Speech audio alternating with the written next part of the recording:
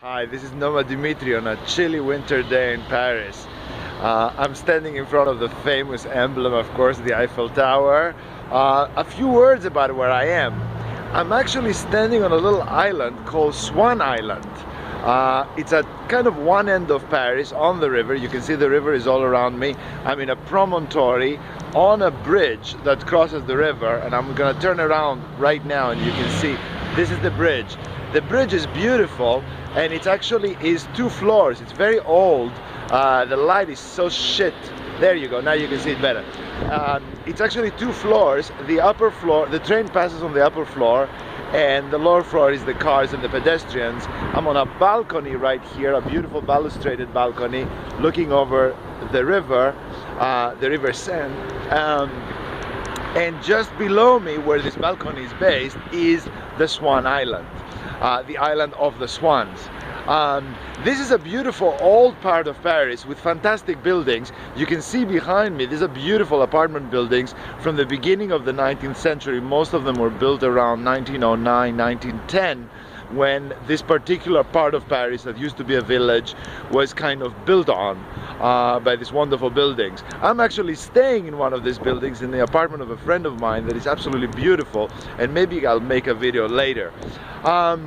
So the things that we're seeing from here is, aside from the island where I'm standing, the Eiffel Tower right over here, which is going to, after nightfall today at about 7 o'clock, it's going to start glimmering with these sparklers. It's beautifully lit at night.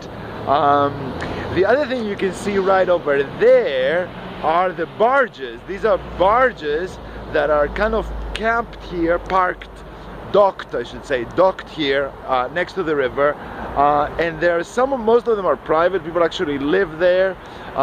Somehow it's something that has always happened historically, and they have just stayed there, and so people can actually have a house on the river right in the heart of Paris. Not a bad thing.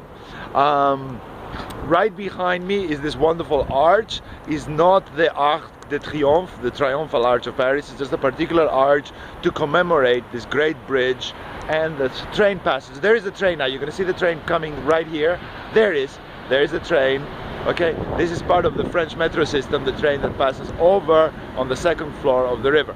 Just to give you an idea of how Paris works and how such a beautiful city with such a fantastic historical fabric is actually functional. There's another train going by with the passengers of the metro. The last thing I want to show you is this lovely statue that I'm sitting in front.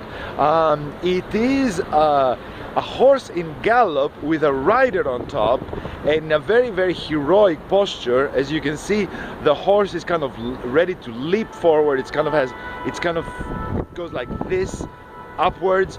The sword of the rider is also pointing in the same way, and the whole beautiful statue has a fantastic movement.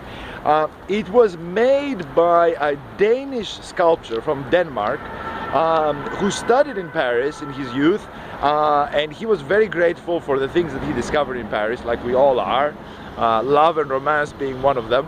And so he made this and he gifted it to the city of Paris.